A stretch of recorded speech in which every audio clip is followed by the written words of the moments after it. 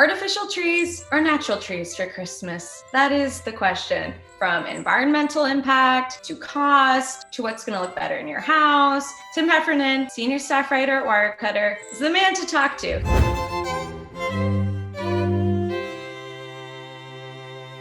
Hi, Tim. Hi, Dory.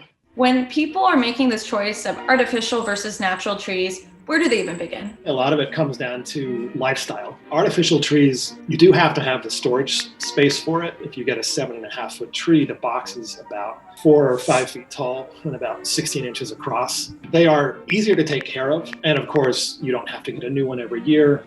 I gotta ask you, what is better for the environment? Artificial trees or live trees? Basically live trees. There's a little bit of gray area, but that's the consensus, live trees. But artificial trees are made out of metal and plastic, basically. That's all energy intensive and contributes CO2 to the environment. A good artificial Christmas tree can last a decade or more. In that case, you've taken this environmental cost, which itself isn't all that huge, and you've spread it out over a long period of time. The amount of stuff that we buy, the amount of trips that we used to go on, all of those over the course of a year add up to an awful lot more. I'm like looking over all my purchases this year.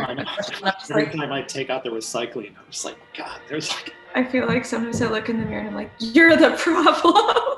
The reason that most people think that live trees are greener than artificial really comes down to the way live trees are grown. Number one, they're farmed. I think a lot of people imagine people going out into wild forests and cutting down wild pine trees and bringing them home. And that's not the case. Christmas trees take in CO2 from the atmosphere, and a 7-foot tree takes about a decade to grow. While they're growing, they're providing wildlife habitat. When you throw away your tree, a lot of cities will mulch them and either give it away to people or use that mulch in public parks. Sometimes they're sunk into lakes to provide fish habitat. They have beneficial effects on soil erosion, local water quality. How long would you have to use an artificial tree for it to become more environmentally friendly than an actual growing tree? The studies that have been done are not peer-reviewed or anything. A lot of them have been privately commissioned studies. The numbers that show up are kind of all over the map. The lowest number I've seen is that it'll take you at least 6 years with an artificial tree to begin to basically make up for the amount of CO2 and other byproducts that have gone into the environment. A lot of these artificial trees are a bit more costly than a natural tree. How long would you have to be using one of the artificial ones for it to be like the better financial choice? $1 million question. You can get an artificial Christmas tree that costs $100 and you can get one that costs $5,000. Our top pick typically sells for $400 versus on average less than $100 for a live tree. Tim, when you were testing artificial Christmas trees for Wirecutter's guide, what were you looking for? What were you testing for? Like, how do you even answer that question?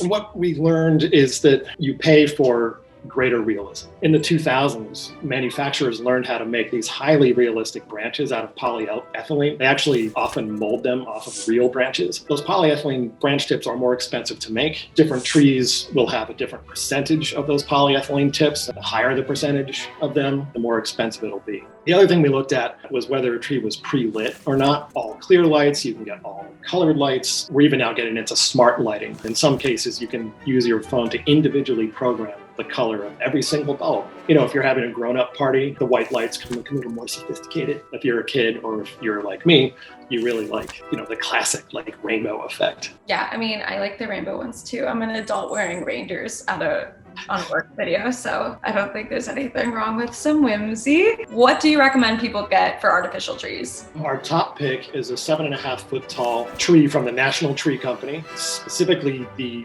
Feel Real Downswept Douglas fir. Typically retails around $400. It is a really nice looking tree. It's got a really good proportion of realistic branches, but not so much that the price is sky high. When you put the trunk together, the lights connect through the trunk. It just saves you the small hassle of having to reach into the branches and find the plug and string it together. And you can choose all white lights or colored lights, and it has various patterns that you can choose as well if you like that. Tim, in your own home, what kind of tree do you have? We always get a live tree. And now you're the artificial tree expert. I know, it's this irony. Is it ironic? I don't know. Would Alanis sing about that? My dad always picks it. He's very good at it. He's got a good eye for a good tree. Or you would love it. That Okay. was a vision of you lugging an axe onto a tree farm. Wow. Hi, it is Dory Sheldon from Wirecutter, recording live from my my very first tree. If you like the video that you just watched, feel free to actually like it, comment, subscribe. Thanks for watching.